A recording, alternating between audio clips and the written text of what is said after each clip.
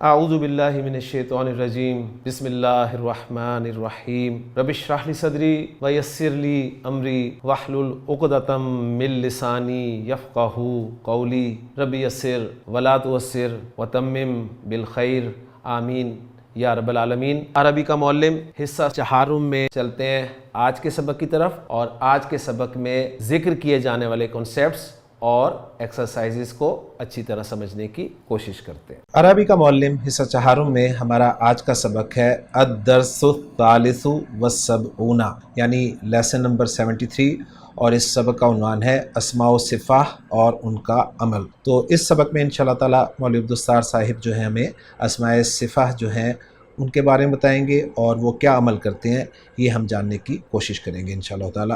تو تنبیہ نمبر 1 بتا رہے ہیں کہ اگرچہ مطلق اسم صفت کہنے سے صفت مشبہ ہی سمجھا جاتا ہے، لیکن دراصل اس میں اسم فاعل، اسم مفعول، اسم تفضیل اور اسم مبالغہ بھی شامل ہیں، کیونکہ ان میں صفتی معنی موجود ہوتے ہیں۔ پہلی بات یہ بتا رہے ہیں کہ جب بھی ہم اسم صفت کہتے ہیں تو اس سے عام طور پر مراد جو ہے وہ صفت مشبہ ہی سمجھا جاتا ہے، لیکن اس میں اسم فاعل، اسم مفعول، اسم تفضیل اور اسم مبالغہ بھی شامل ہوتے ہیں، اس لیے کہ ان میں بھی صفت کے معنی موجود ہوتے ہیں۔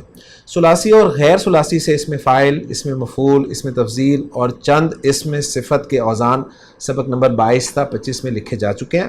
بقیہ اسم صفت اور اسم مبالغہ کے اوزان اس سبق میں آئیں گے۔ تو سب سے پہلے ہمیں اسم فاعل کے بارے میں بتا رہے ہیں کہ اسم فاعل بھی فعل کی مانند فاعل کو رفع اور مفعول کو نصب دیتا ہے، بشرطے کہ وہ معرف باللام ہو یا حمزہ استفہام یا مائے نافیہ کے بعد واقع ہو یا ترکیب میں خبر یا نعت واقع ہو۔ اسم الفاعل جیسا کہ آپ جانتے ہیں کہ ثلاثی مجرد ابواب سے یہ فاعلن کے وزن پہ بنتا ہے، اور مزید فی ابواب سے یہ فعل مضارع کے پہلے صیغے پر کچھ رولز اپلائی کرنے کے بعد بنتا ہے۔ اس میں فاعل کا عمل بتا رہے ہیں کہ یہ بھی فعل کی طرح فاعل کو رفع اور مفعول کو نصب دیتا ہے، لیکن اس کے لیے کچھ شرطیں ہیں، اور وہ شرطیں یہ ہیں کہ بشرطے کہ وہ معرف باللام ہو، یعنی اس میں فاعل الف لام والا ہو، یا اس میں فاعل سے پہلے حمزہ استفہام یا مائے نافیہ ہو، یا پھر ترکیب میں وہ خبر یا صفت واقع ہو رہا ہو۔ ایگزامپلز کے ذریعے آپ کو انشاءاللہ تعالی بات سمجھ میں آ جائے گی۔ پہلی ایگزامپل دے رہے ہیں کہ جاء السابق حمارہ فرسن۔ جاء لفظی ترجمہ ہوگا وہ آیا، السابق اب یہ اس کا فاعل ہے جاء کے لیے، تو یہاں تک لفظی ترجمہ کریں گے کہ السابق آیا یعنی بڑھنے والا آیا۔ اچھا، اب بڑھنے والا کون ہے؟ حمارہ ہے۔ اب یعنی السابق کے لیے جو حمارہ ہے وہ اس کا فاعل ہے، اور فرسن جو ہے یہ مفعول بھی ہے۔ گویا السابق جو اس میں فاعل ہے اس کے لیے حمارہ فاعل بن رہا ہے، اور فرسن جو ہے مفعول بن رہا ہے، اور پھر السابق صیغہ اس میں فاعل جو ہے اپنے فاعل اور اپنے مفعول بھی سے مل کر یہ جاء کے لیے فاعل بن رہا ہے۔ تو اس کا ترجمہ کچھ یوں کیا جائے گا کہ وہ آیا جس کا گدھا گھوڑے سے آگے بڑھ گیا یا بڑھنے والا ہے، اور اس کو عربی میں کچھ یوں بھی ٹرانسلیٹ کیا جا سکتا ہے کہ جاء الذی سبق او یسبق حمارہ فرسن، یعنی السابق از اکول ٹو الذی سبق یا الذی یسبق۔ اس لیے گرامر والے کہتے ہیں کہ اسم الفاعل پر جو الف لام لگا ہوتا ہے وہ عام طور پر الذی کے معنی میں ہوتا ہے۔ اب یہاں سے آپ کو بات سمجھ میں آ جائے گی کہ جاء الذی سبق او یسبق حمارہ فرسن۔ اگلی ایگزامپل ہے الشارب زید القہوۃ۔ اب یہاں پر شارب اسم الفاعل ہے لیکن الف لام داخل نہیں ہوا، لیکن اسم الفاعل سے پہلے جو ہے وہ حمزہ استفہام آ رہا ہے، تو وہ جو شرطیں انہوں نے بیان کی تھی نا وہ شرطیں آپ کے سامنے آ رہی ہیں۔ تو یہاں پر وہ شرط ہے کہ اسم الفاعل سے پہلے حمزہ استفہام آپ کو نظر آ رہا ہے، تو الشارب زید القہوۃ ایک ایگزامپل ہو گئی۔ دوسری ایگزامپل مائے نافیہ کے ساتھ ما شارب زید القہوۃ، اور پھر ترکیب میں جو یہ خبر واقع ہونا تھا یا صفت واقع ہونا تھا اس کی ایگزامپل دے رہے ہیں کہ حامد شارب اخوہ القہوۃ، اور صفت بننے کے طور پہ جو ایگزامپل آئے گی وہ ہے جاء رجل شاربۃ اخواتہ القہوۃ۔ اس کے بعد المقیمان الصلاۃ والمقیمات الصلاۃ هم المفلحون، اور ایک ایگزامپل اور دے رہے ہیں کہ زید معلم اخوہ حامدن الخیاطۃ۔ تو یہ کچھ ایگزامپلز انہوں نے دی ہیں جن کے ذریعے بتایا گیا ہے کہ اسم الفاعل جو ہے وہ کب عمل کرے گا؟ اس وقت عمل کرے گا جب اس کے اوپر الف لام داخل ہوا ہو، یا اس سے پہلے حرف استفہام ہو، یا ما نافیہ ہو، یا پھر وہ ترکیب میں خبر بن رہا ہو، یا پھر صفت بن کر آ رہا ہو۔ تو یہ ساری ایگزامپلز آپ دیکھ سکتے ہیں۔ تنبیہ نمبر 2 دے رہے ہیں کہ تم نے درس 42 اور درس 52 میں پڑھا ہے کہ اسم فاعل اور اسم مفعول پر عموماً الذی اسم موصول کے معنی میں آیا کرتا ہے۔ وہی جو میں نے بات آپ سے کی تھی وہ انہوں نے یہاں پر بیان کر دی۔ اب ان جملوں کے بارے میں جو ہم نے کیے ہیں بتا رہے ہیں کہ مذکورہ 5 جملوں میں اسم فاعل کے بعد پہلا اسم اس کا فاعل ہے اور دوسرا مفعول ہے۔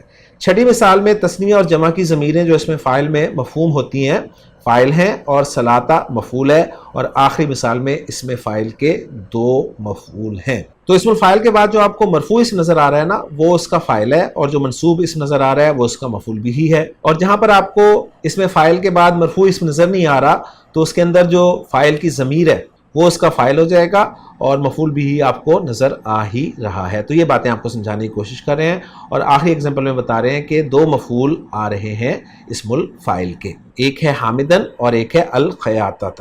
تیسرا پوائنٹ دے رہے ہیں کہ اسم فاعل کا استعمال زیادہ تر اضافت کے ساتھ ہوا کرتا ہے، یعنی وہ اپنے مفعول کی طرف مضاف ہوا کرتا ہے، خصوصاً اس وقت جبکہ اس سے فعل کا وقوع زمانہ ماضی میں سمجھا جائے، جیسے زید شارب القہوتی، زید قہوے کا پینے والا ہے، یعنی پینے کا عادی ہو چکا ہے۔ اب یہاں پر دیکھیں زید مبتدا ہے اور شارب القہوتی جو ہے مرکب اضافی ہے، جس میں مضاف جو ہے وہ اسم الفاعل کا صیغہ ہے، اور یہ اپنے مفعول بہ کی طرف جو ہے وہ مضاف ہے۔ اور اس سے مفہوم کیا لیا جا رہا ہے؟ اس سے مفہوم یہ لیا جا رہا ہے کہ فعل کا وقوع زمانہ ماضی میں سمجھا جائے گا، یعنی زید قہوے کا پینے والا ہے، یعنی پینے کا عادی ہو چکا ہے۔ اور اسی طرح قرآن سے ایک ایگزامپل دی ہے کہ الحمدللہ فاطر السماوات والارض، تو یہاں پر فاطر جو ہے اسم الفاعل ہے، اور یہ اپنے مفعول بہ السماوات والارض ان کی طرف مضاف ہے، اور اس کا ترجمہ کچھ یوں کیا جا سکتا ہے کہ تمام تعریفیں اللہ کے لیے ہیں جو آسمانوں اور زمین کو پیدا کرنے والا ہے۔ اسی طرح اگلی ایگزامپل دے رہے ہیں محمود قاتل الاسدی، محمود شیر کا قتل کرنے والا ہے۔ ان تینوں مثالوں میں فعل کا ہو چکنا سمجھا جاتا ہے۔ تو یہ بہت اہم پوائنٹ ہے جی، اس کو آپ سمجھ لیں، انشاءاللہ تعالیٰ آپ کے لیے قرآن مجید میں اسم الفاعل کا جب بھی استعمال ہوگا تو یہ سمجھنے میں مددگار ثابت ہوگا۔ چوتھا پوائنٹ دے رہے ہیں کہ تمہیں معلوم ہے کہ تثنیہ اور جمع مذکر سالم کا نون اعرابی حالت اضافت میں گرا دیا جاتا ہے، مگر اسم الفاعل میں ایک اور خاص بات یہ ہے کہ بغیر اضافت کے بھی بعض اوقات اس کا نون گرا دیا جاتا ہے، جیسے المقیم الصلاتی، اس سے المقیمہ الصلاۃ، اور المقیم الصلاتی سے المقیم الصلاۃ۔ اس کے بارے میں تفصیل دے رہے ہیں کہ دائیں طرف اسم فاعل مضاف ہے اور بائیں طرف مضاف نہیں ہے، کیونکہ اس کا ما بعد مفعول ہے اور منصوب ہے۔ تو اسم فاعل کے حوالے سے بہت ہی اہم انفارمیشن ہمارے سامنے آئی ہے، امید ہے کہ یہ آپ کے لیے ہیلپ فل ثابت ہوگی۔ اس میں مفعول کے بارے میں بتا رہے ہیں کہ ثلاثی مجرد اور غیر ثلاثی مجرد سے اس مفعول کے صیغوں کے اوزان تمہیں سبق نمبر 22 اور 25 میں بتلا دیے گئے ہیں، وہاں پر دیکھ لو۔ اور چھٹا پوائنٹ دے رہے ہیں اس سبق کا کہ اس میں مفعول فعل مجہول کا عمل کرتا ہے، یعنی نائب فاعل کو رفع دیتا ہے، اور 2 نائب فاعل ہوں تو دوسرے کو نصب دیتا ہے، جیسے زید مسبوق فرسہ، زید کا گھوڑا بچھڑ گیا ہے، خالد معلم اخواہ الحیاکۃ، زید کے 2 بھائی بننا سکھائے گئے ہیں۔ تیسرا ٹاپک اس لیسن میں دے رہے ہیں صفت مشبہ کا، اور اس میں 7ویں پوائنٹ کے تحت ذکر کر رہے ہیں کہ صفت مشبہ وہ لفظ ہے جو کسی فعل لازم سے اس لیے مشتق ہو کہ کسی ذات کی کسی صفت پہ دلالت کرے، جیسے حسن، جمیل، سہل، فرح اور کسلان۔ تمرین نمبر 3 دے رہے ہیں کہ اس میں فاعل اور صفت مشبہ کے معنی میں فرق یہ ہے کہ اس میں فاعل میں مصدری معنی کا حدوث اور صدور معلوم ہوتا ہے، اور صفت مشبہ میں مصدری معنی کا ثبوت اور لزوم سمجھا جاتا ہے۔ ضارب سے سمجھا جاتا ہے کہ ضرب کسی فاعل سے سرزد ہوئی ہے یا ہونے والی ہے، اس کے ساتھ ہر وقت لازم یعنی لپٹی ہوئی نہیں ہے، اور حسن ان سے سمجھا جاتا ہے کہ حسن کی صفت جو ہے کسی کے ساتھ لازم اور ثابت ہے، حادث اور صادر نہیں ہوئی ہے۔ یہ ایک اہم پوائنٹ ہے، اس کو اچھی طرح سمجھ لیجئے گا۔ 8واں پوائنٹ دے رہے ہیں کہ صفت مشبہ کے صیغے مختلف اوزان پر آتے ہیں اور وہ سب سمائی ہیں، صرف چند قیاسی ہیں جو حسب ذیل ہیں۔ جو مادے، رنگ یا عیب یا حلیہ پر دلالت کریں ان سے صفت کا صیغہ واحد مذکر افعلو کے وزن پر اور واحد مؤنث فعلاؤ کے وزن پر آتا ہے، اور دونوں کی جمع فعلن کے وزن پر آتی ہے، جیسا کہ تم نے سبق نمبر 23 میں پڑھ لیا ہے۔ سرخ رنگ اگر مذکر کے لیے استعمال ہوگا تو اس کی عربی ہوگی احمر، اور مؤنث کے لیے استعمال ہوگا تو اس کی عربی ہوگی ہمراء، اور ان دونوں کی جمع کے لیے جو لفظ استعمال کیا جائے گا وہ ہوگا حمرن۔ تنبیہ نمبر 4 دے رہے ہیں کہ افعلو کا وزن جب صفت مشبہ کے لیے آئے تو اسے افعل صفت کہتے ہیں، اور جب تفضیل کے لیے آئے تو اسے افعل تفضیل کہتے ہیں، کیونکہ افعل کا وزن جو ہے ہم جانتے ہیں کہ صفت مشبہ کے لیے بھی آتا ہے اور اس میں تفضیل کے لیے بھی استعمال ہوتا ہے۔ دوسرا پوائنٹ دے رہے ہیں کہ یہ پیشہ وروں کے لیے زیادہ تر فعال کا وزن استعمال ہوتا ہے، جیسے خیاطن درزی کے لیے لفظ استعمال ہوتا ہے، نجارن بڑھئی کے لیے، خبازن نان بائی کے لیے، حجامن نائی کے لیے، اور بزازن کپڑا بیچنے والے کے لیے وغیرہ۔ تو فعال کا وزن جو ہے یہ زیادہ تر پیشہ وروں کے لیے استعمال ہوتا ہے۔ کبھی اس میں جامد سے بھی یہ وزن بنا لیتے ہیں، جیسے بکلاتن ساکھ سے بکالن، جمل سے جمالن۔ نواں پوائنٹ دے رہے ہیں کہ غیر ثلاثی مجرد سے اس میں فاعل کا صیغہ صفت مشبہ کے لیے بھی استعمال ہوتا ہے۔ مطمئن با آرام، مستقیم سیدھا یا مضبوط۔ تو مستقیم کے معنی سیدھا یا مضبوط ہوتے ہیں، اور یہ اس میں فاعل ہے اگرچہ، لیکن ہم اسے صفت مشبہ کے لیے بھی استعمال کر سکتے ہیں۔ 10واں پوائنٹ دے رہے ہیں کہ صفت مشبہ کا صیغہ بھی فاعل کو رفع دیتا ہے، مگر اکثر اضافت کے ساتھ مستعمل ہوتا ہے، جیسے حسن وجہہ، اچھا ہے اس کا چہرہ۔ اس ترکیب میں وجہ جو ہے یہ فاعل ہے حسن کا اور مرفوع ہے، اور حسن الوجہ میں یعنی چہرے کا اچھا، یعنی اچھے چہرے والا، اس میں صفت مشبہ اپنے فاعل کی طرف مضاف ہے۔ ان دونوں صورتوں کے علاوہ صفت مشبہ اور اس کے معمول کے استعمال کی کئی اور صورتیں ہیں جو کم مستعمل ہیں، بڑی کتابوں میں پڑھ لو گے، لیکن چونکہ وہ کم مستعمل ہیں اس لیے ہمیں ان کی ضرورت ہی نہیں ہے۔ چوتھے نمبر پر پوائنٹ بتا رہے ہیں صیغہ مبالغہ کے بارے میں، اور اس میں پوائنٹ نمبر 11 دے رہے ہیں سبق کے حوالے سے کہ اسم صفت کے جس صیغے میں مصدری معنی کی زیادتی سمجھی جائے وہ اسم مبالغہ ہے، جیسے علام بہت جاننے والا، جہول بڑا جاہل۔ تنبیہ نمبر 5 دے رہے ہیں کہ اگرچہ اس میں تفضیل میں بھی مصدری معنی کی زیادتی ہوتی ہے، لیکن وہ زیادتی کسی کے مقابلے میں ہوتی ہے، اور مبالغہ میں مقابلہ نہیں ہوتا۔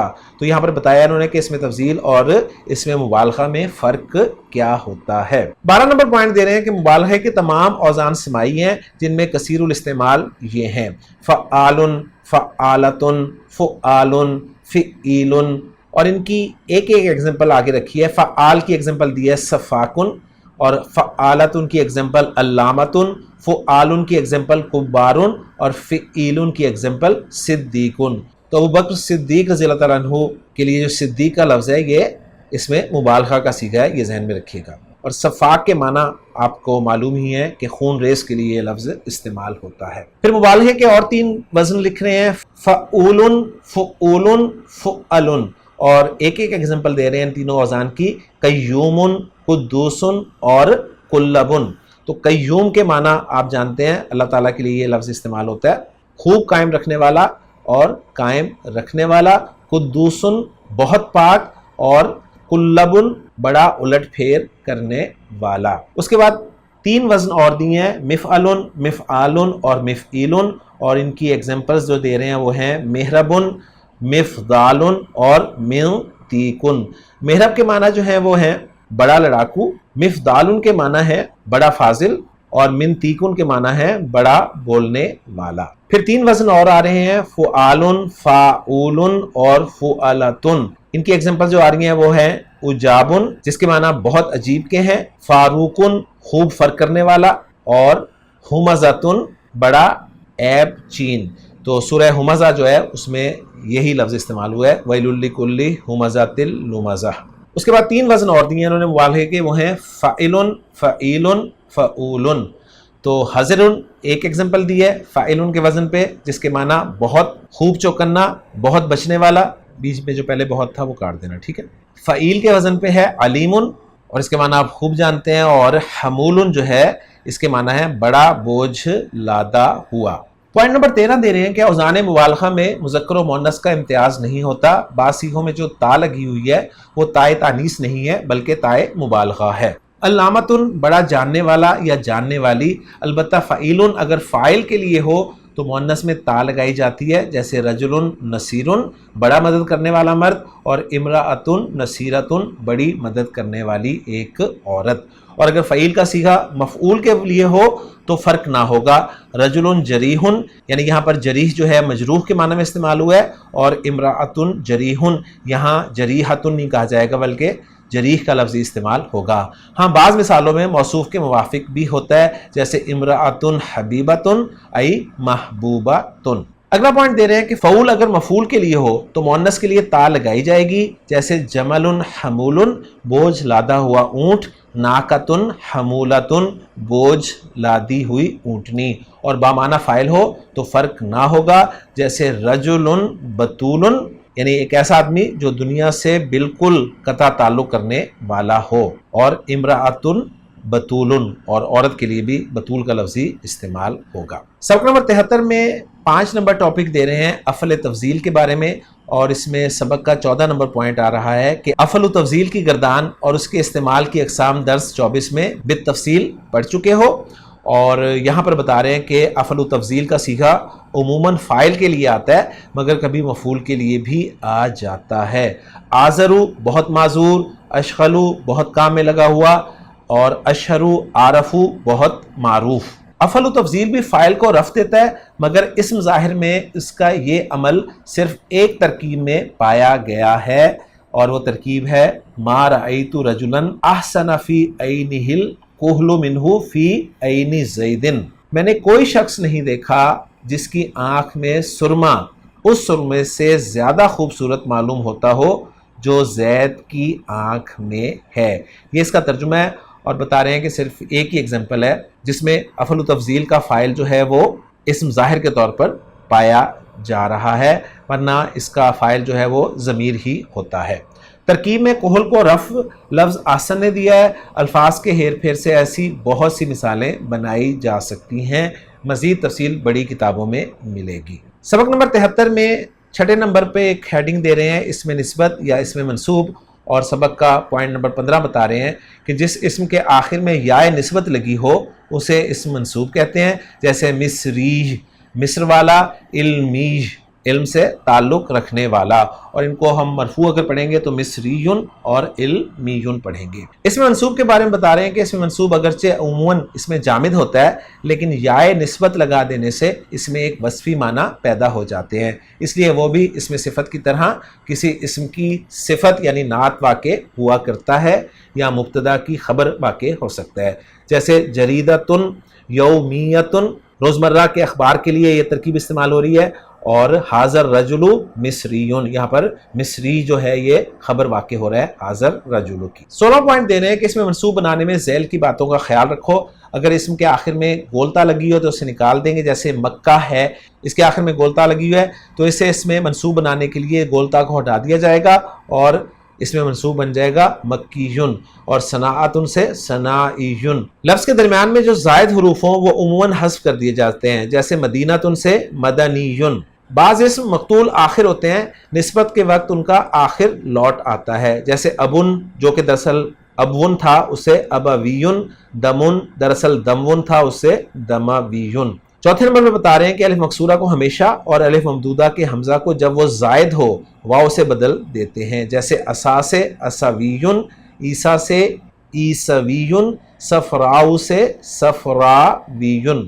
الف ممدودہ کا حمزہ اصلی ہو تو قائم رہتا ہے، جیسے ابتداء سے ابتدائیون۔ اور 5واں پوائنٹ دے رہے ہیں کہ اس میں نسبت کی جمع اکثر سالم ہی ہوتی ہے، جیسے مصری کی جمع مصریون، کبھی جمع مکسر بھی آ جاتی ہے، جیسے فلسفیون سے فلاسفتن، مغربیون سے مغاربتن۔ اور 17واں پوائنٹ دے رہے ہیں کہ ذیل کے اسماء منصوبہ کو خاص طور پہ یاد رکھو، امیتو سے امویون یا امویون۔ اور اس کے بارے میں حاشیہ دے رہے ہیں کہ حضرت صلی اللہ علیہ وسلم کے دادا کے بھائی کا نام ہے جس کی اولاد کو بنو امیہ کہتے ہیں۔ پھر بادیتن سے بدویون، بادیہ گاؤں کو کہتے ہیں اور بدوی جو ہے یہ دیہاتی کے لیے لفظ استعمال ہوتا ہے۔